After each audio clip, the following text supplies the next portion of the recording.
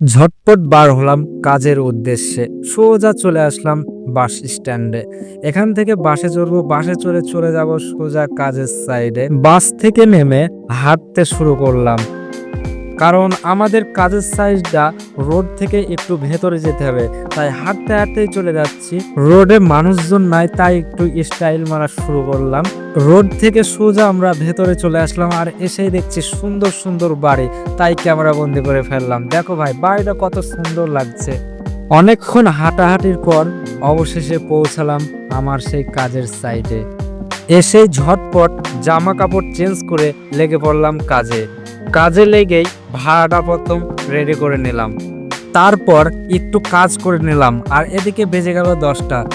আমি যেখানে কাজ করছি তার পাশের বাড়িতে যাচ্ছি জল আনতে, আর এদিকে আমি কুয়া থেকে জল তুলে ড্রামে ভরতে শুরু করে দিয়েছি। আমাদের গ্রাম অঞ্চলে এইরকম কুয়া নাই বলেই চলে, আর কেরালার প্রতিটি বাড়ি এই কুয়াগুলি একটি করে রয়েছে।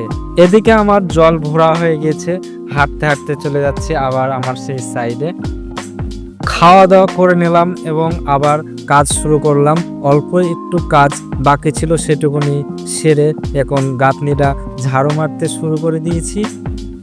গাঁথনিটা কমপ্লিট করে আবার অন্য কাজে লেগে পড়লাম। সেন্টারিং করব, তার জন্য গাঁথনির ওপর কাটাকুটু করতে শুরু করে দিলাম। স্প্যানার বসানোর জন্য কাটাকুটু করলে খুব সুবিধা, তার জন্য মেশিন দিয়ে কাটতে শুরু করলাম। স্প্যানারটা বসাতে খুব ভালো হয়।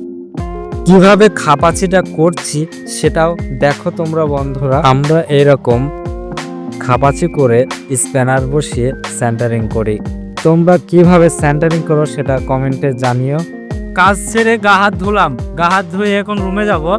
আর এত বৃষ্টি নেমে গেছে, রুমে যেতে পারছি না। এই দেখো কেমন বৃষ্টি নেমেছে। তো আজকের ভিডিওটা এই পর্যন্ত। সকলে ভালো থাকবেন, সুস্থ থাকবেন এবং আমার চ্যানেলটি সাবস্ক্রাইব করে পাশে থাকবেন।